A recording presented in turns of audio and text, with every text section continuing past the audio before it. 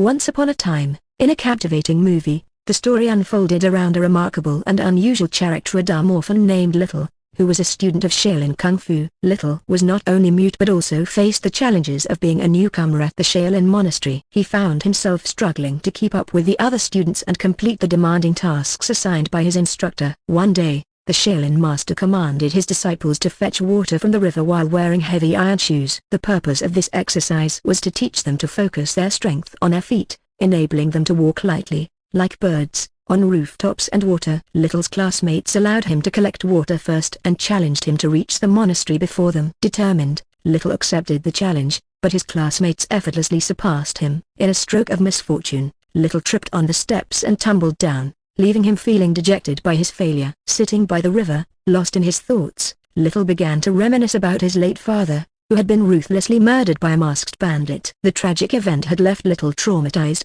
rendering him speechless. While lost in contemplation, a nun named Five Plums, a friend of the Shaolin master who resided in the Lotus Nunnery, observed Little from a distance. She approached him, offering motivation and reminding him of the long history and immense difficulty of mastering Shaolin Kung Fu. She emphasized the importance of perseverance and determination required to make progress. Moved by the nun's words, Little resolved to complete his tasks. However, despite his efforts, he consistently finished last, drawing the ire of the master, who labeled him lazy and ordered him to leave the monastery. Overwhelmed with regret, Little fell to his knees, pleading with the master to allow him to stay. After witnessing Little's genuine remorse, the master agreed to let him remain but assigned him the punishment of chopping wood. During his wood-chopping duties, Little found solace in his thoughts and retrieved a necklace that once belonged to his late father. In a twist of fate, a drunken monk appeared, disrupting Little's reverie. Resuming his work, Little received an unexpected lecture from the intoxicated monk, who shared insights about Shaolin. The monk's inebriation hindered his ability to walk straight,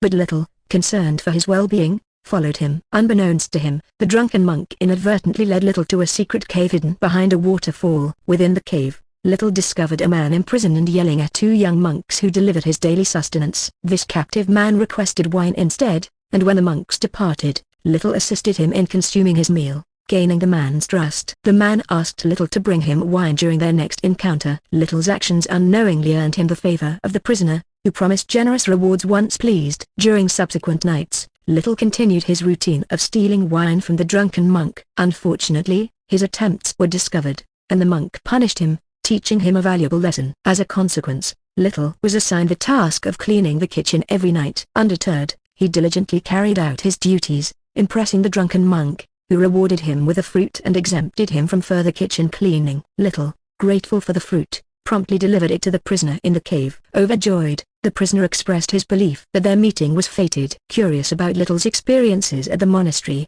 he inquired about his learnings. Little confided in the prisoner, admitting his initial inability to learn Kung Fu within the first 5 years at Xiaolin. The prisoner encouraged him to disregard the rules imposed by their Xiaolin monastery and instead follow his own path, drawing inspiration from nature and the world around him. The prisoner emphasized that true mastery of Kung Fu lies not in blindly adhering to tradition, but in finding one's unique approach and cultivating inner strength.